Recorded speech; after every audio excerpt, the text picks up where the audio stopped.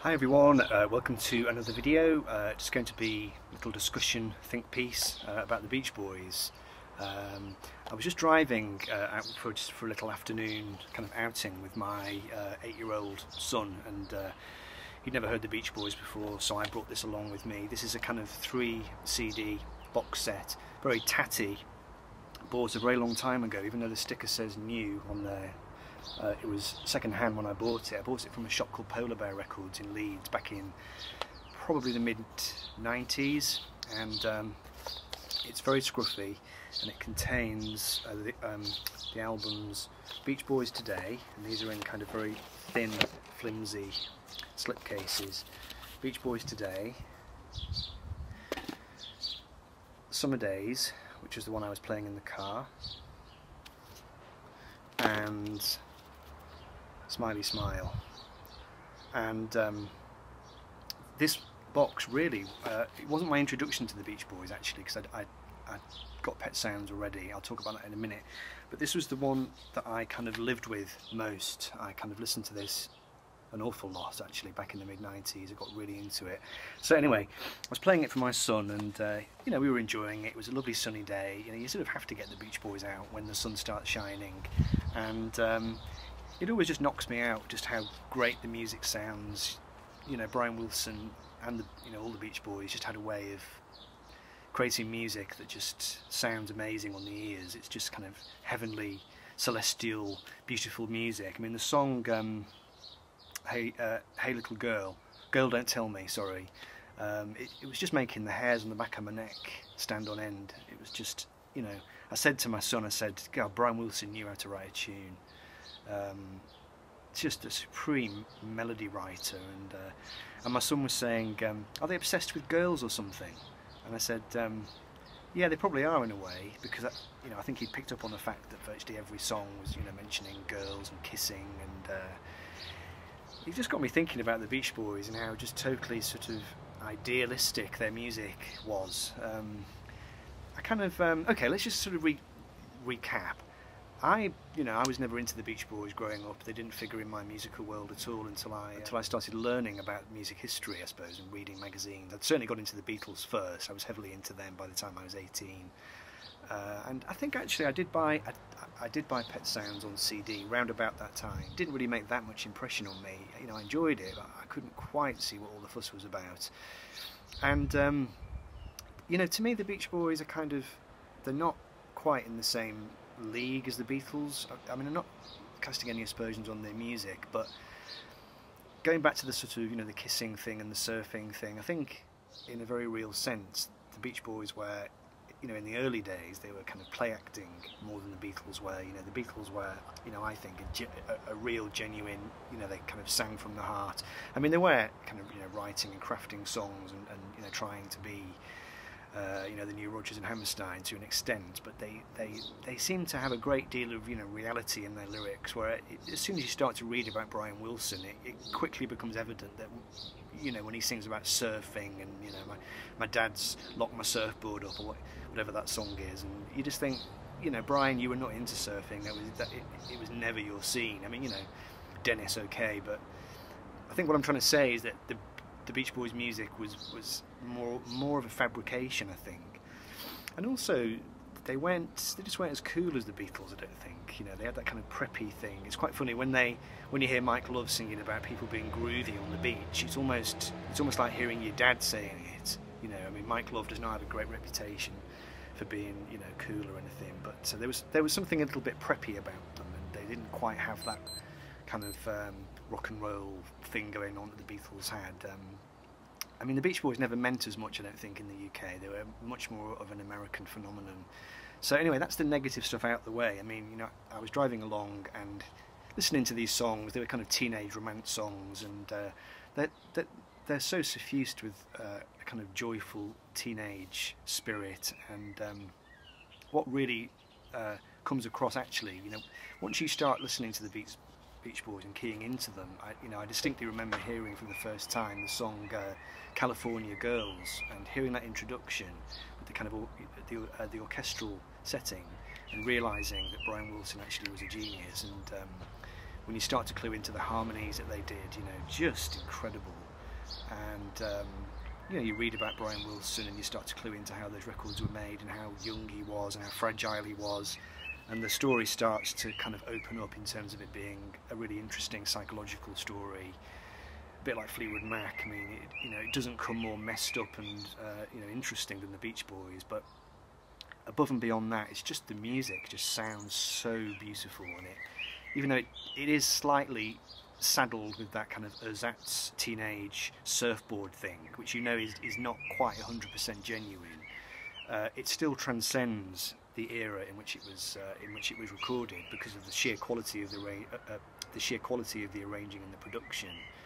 And you know, I got Pet Sounds on CD originally, and like I said, you know, I enjoyed it, but it didn't mean that much to me. And then I picked this up, and I've not identified this yet. It's a limited edition, simply vinyl edition. I'm gonna try and find a little bit more information about the year of release, and I'll put it down below.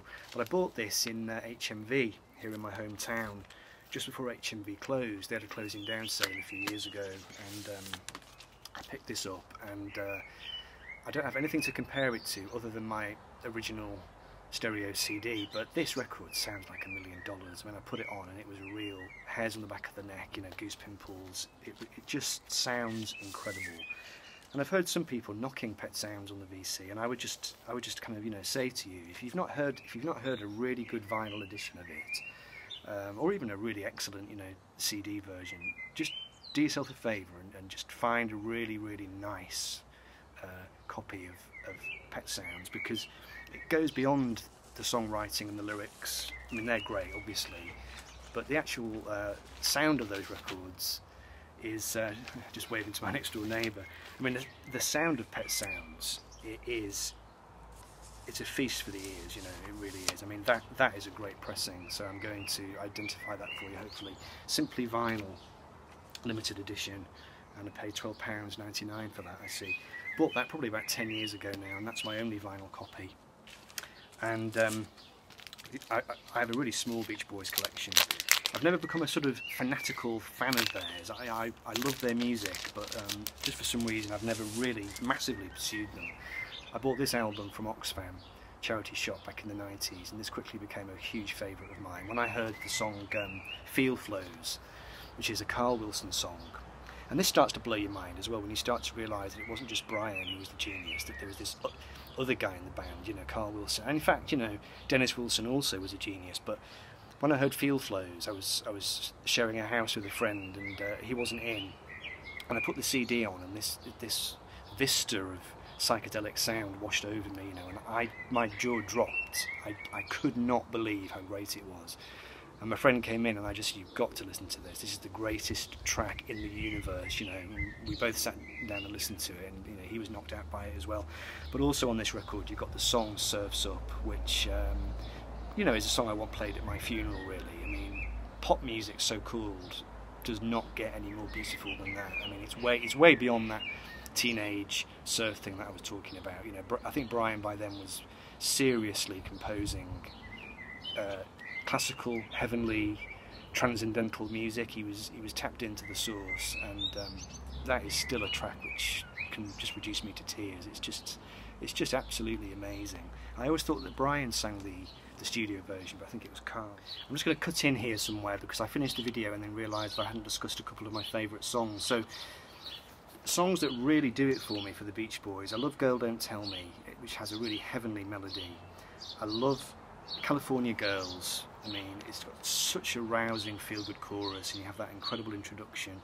Let Him Run Wild is a beautiful song. All these songs are off Summer Days and Summer Nights. My son loved I'm Bugged at My Old Man, which is a song sung by a guy who, you know, a young guy who's been punished by his dad and has been grounded. You know, really absolutely fabulous. Smiley Smile, you've got things like Heroes and Villains, which is a great track. It's kind of up there with well, you know, anything really. Strawberry Fields. There's Good Vibrations, obviously, which is fantastic. Help Me Rhonda is a great kind of, you know, feel good song. I Can Hear Music. Bluebirds Over the Mountain. I love the instrumental cuts as well that Brian does. You know, things like Let's Go Away for the Weekend, is it? And which is the instrumental track on this one, The Nearest Faraway Place, on 2020, and also on Summer Days you have an instrumental which is Summer Means New Love. You know, the Beach Boys instrumentals tended to have a very blissed out kind of Hawaiian feel to them, and they're just lovely to listen to. It's almost like a Burt Bacharach kind of thing, where it's kind of lounge, easy listening music, a bit kind of cocktaily, but just the harmonies that Brian came up with. He was so adept at finding interesting harmonic progressions, and because he was a bass player, he was incredibly clever at working out how the bass would underpin, you know, the harmonic progressions that he used. So he would have unusual bass notes down, you know, underneath the melody, which would turn the song into something much less obvious than it would otherwise have been. I think it's a talent that he shared with Paul McCartney, and you know, Paul McCartney was massively influenced by Brian's bass playing, and it was a reciprocal thing that they had going. And I've already talked about Field Flows and you know, Surf's Up, and on Pet Sounds, just wonderful songwriting. There's God Only Knows, which I think Paul McCartney called the greatest song ever written, which just has these heavenly harmonies, you know. And the song Caroline No, which is a very beautiful elegiac piece. It sort of reminds me a little bit of something like Julia by John Lennon on the White Album. It has that very emotionally fragile feel to it.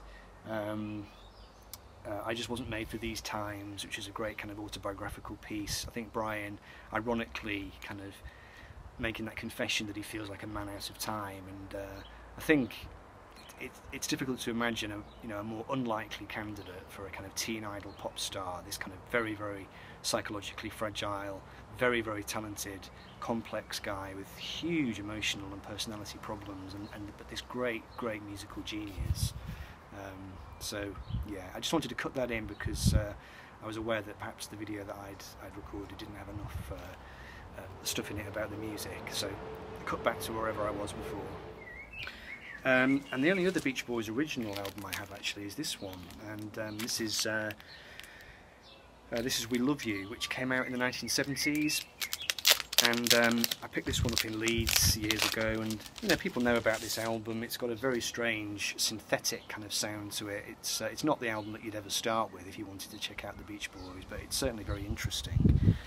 I read an interview with Peter Buck from REM in Q magazine or something, you know, back in the day, and he was saying it was his favourite album, and so I kind of got hold of a copy, and it's a really interesting record. Sonically, it sounds like no other Beach Boys album. It kind of sounds like no other album, full stop. You know, it has a very interesting, strange, synthetic sound to it, like I've already said. So I've got that one too. That's all the vinyl I have. I've got a couple of CDs to show you. I've got this Best Of, which is totally ubiquitous in charity shops up and down the UK. You see it everywhere. Great summary cover. I've got two Toothers CDs. This album collects together Sunflower and Surf's Up, and this one is a relatively recent acquisition. This is Friends and 2020, and I bought those having seen Jeff Partika's video, J Party. So if you haven't seen that video, that's a great follow-up to this one, because Jeff has got a much more expansive Beach Boys collection than me, and he knows much more about the discography and the history of it all. But yeah, I just wanted to come on because I just had this experience in the car, listening to the Beach Boys for the first time in a long time, and realising that I'd never made a video about them, so I wanted to quickly correct that. So here we are on a glorious summer's afternoon, and long live the Beach Boys. Take care, folks. See you soon. Bye-bye.